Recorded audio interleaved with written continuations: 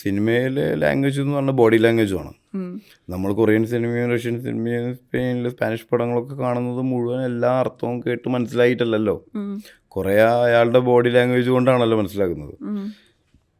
അതുകൊണ്ടാണ് ധ്രുവൻ ചെയ്യുന്ന സമയത്ത് ശബ്ദം കൊണ്ടും ഡയലോഗ് കൊണ്ടും മനസ്സിലായില്ലെങ്കിലും എല്ലാത്തിനും ആക്ഷൻസ് ഉണ്ട് അവിടെ. കുമാരിയോടാണ് അദ്ദേഹം ആദ്യമായിട്ട് സംസാരിക്കുന്നത് മനസ്സ് തുറന്ന്. ഉൾവലിഞ്ഞ് നിൽക്കുന്ന ആളാണ്. ചേട്ടനോടും വീട്ടുകാരോടും ആരോടും സംസാരിക്കാത്ത ആളാണ്. കുറേ കാലങ്ങളായിട്ട് സംസാരിക്കാത്ത ഒരാളുടെ സംസാരം ഒരിക്കലും വ്യക്തമായിരിക്കില്ലല്ലോ. സംസാരം വ്യക്തമാവുന്നത് സംസാരിച്ചിട്ടല്ലേ. ഈ സ്പീച്ച് തെറാപ്പി തന്നെ സ്ഥിരമായിട്ട് സംസാരിക്കുന്നവർക്ക് തന്നെ സ്പീച്ച് തെറാപ്പി ചെയ്യാറുണ്ട് വ്യക്തമാവാൻ വേണ്ടിയിട്ട്.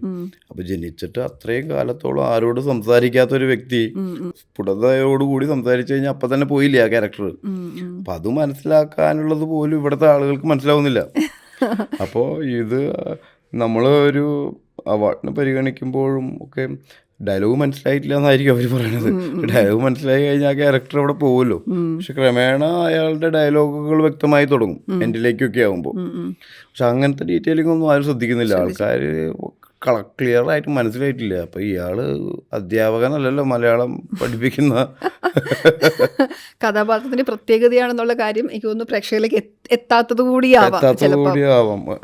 അവരങ്ങനെ കണ്ടിട്ടില്ലല്ലോ. അവരിപ്പോ ഏത് കഥാപാത്രമാണെങ്കിലും വളരെ സ്ഫുടതയോടുകൂടി സംസാരിക്കുന്ന ആക്ടേഴ്സിനെയാണല്ലോ കൂടുതൽ കണ്ടിട്ടുള്ളത്.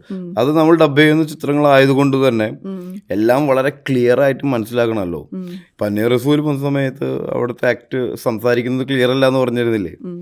അത് ലൈവായിട്ട് എടുക്കുന്ന ശബ്ദം നമുക്ക് പരിചിതമല്ല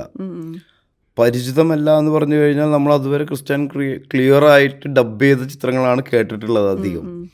അപ്പോൾ ലൈവ് സൗണ്ടുകൾ ലൈവായിട്ട് എടുക്കുന്ന സംഭാഷണങ്ങൾ പെട്ടെന്ന് നമുക്ക് അതേപോലെ ക്ലിയർ ആയിട്ട് കേൾക്കണം എന്നില്ല. പിന്നീട് തുടർച്ചയായി അങ്ങനത്തെ ടൈപ്പ് ചിത്രങ്ങൾ വരുമ്പോൾ നമുക്കത് കുറച്ചും കൂടി ഫെമിലിയർ ആവും.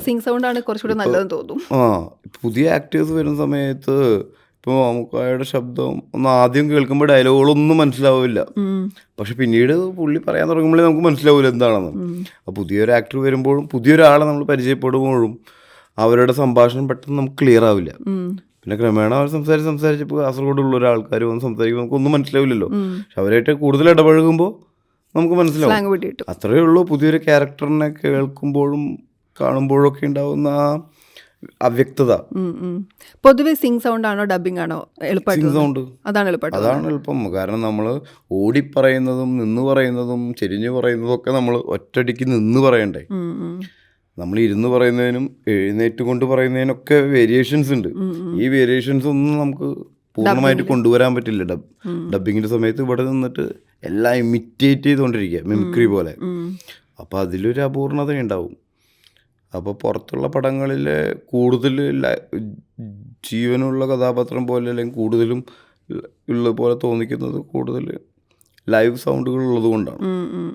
നമ്മുടെ ഇവിടെ നിന്നിട്ട് വീണ്ടും മിമിക്രി കളിക്കുക നമ്മൾ ഡബിങ് സ്റ്റുഡിയോയിൽ പോയിട്ട്. പക്ഷെ നമുക്ക് അതാണ് കേൾക്കാൻ രസം. ഒറ്റയടിക്ക് ഇരുന്നിട്ടും എല്ലാം മനസ്സിലാവുമല്ലോ സിനിമയ്ക്ക്. പക്ഷെ മൊത്തം ആ സീക്വൻസും ഭാവങ്ങളും ബോഡി ലാംഗ്വേജും കൊണ്ടൊക്കെയാണ് മനസ്സിലാവേണ്ടത്.